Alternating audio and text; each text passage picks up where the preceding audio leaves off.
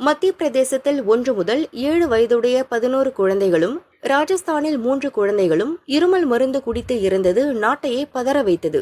குழந்தைகளுக்கு கொடுக்கப்பட்ட கோல்ட்ரிப் இருமல் மருந்து காஞ்சிபுரத்தின் சுங்குவார் சத்திரத்தில் உள்ள ஸ்டீசன் பார்மா கம்பெனியில் தயாரிக்கப்பட்டது.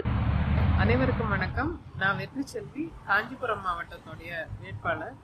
இப்போ நம்ம எங்க வந்திருக்கோம் அப்படின்னு பாத்தீங்கன்னா, இந்த ஸ்டீசன் பார்மசிட்டிக்கல் அந்த இடத்துக்கு முன்னாடி தான் நிக்கிறோம்.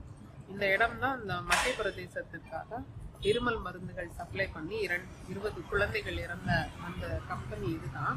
இந்த கம்பெனி பாத்தீங்கன்னா 14 ஆண்டுகளாக ஒரு ஆய்வே எதுவுமே நடத்தப்படாம இந்த இடம் செயல்பட்டு வருது. தமிழ்நாடு ட்ரக் கண்ட்ரோல் இந்த இடத்த பார்வையிடவே இல்லை அப்படின்றது தான் குற்றச்சாட்டு. அதுல 364 விதிமீறல்களோட இந்த கட்டடம் நடந்துட்டு இருக்கு. இந்த இடத்த இப்ப நாங்கெல்லாம் சுத்தி பார்த்தோம். அது ரொம்ப அதிர்ச்சிக்குள்ளார மாதிரி இருக்கு. ஏன்னா அவங்க பயன்படுத்துற பொருட்கள்லாம் ரொம்ப தர கட்டுப்பாட்டுல அதெல்லாம் வருமா அப்படின்னே நமக்கு தெரியல. இந்த இடத்த நம்ம இப்போ சுத்தி பார்ப்போம்.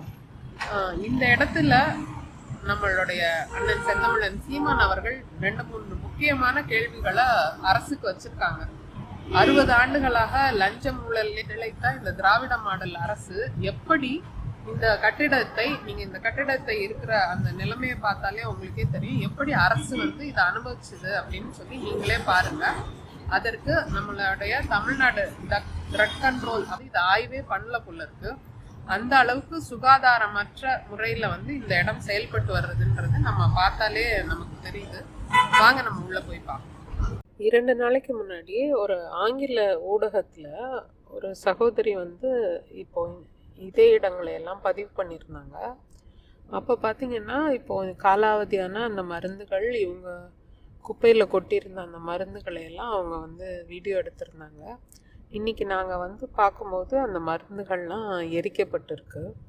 அதனால் தடயங்களை அழிக்கக்கூடிய முயற்சியில் கூட இந்த திராவிட மாடல் அரசு இருக்குன்றதை நம்ம பார்க்கலாம்.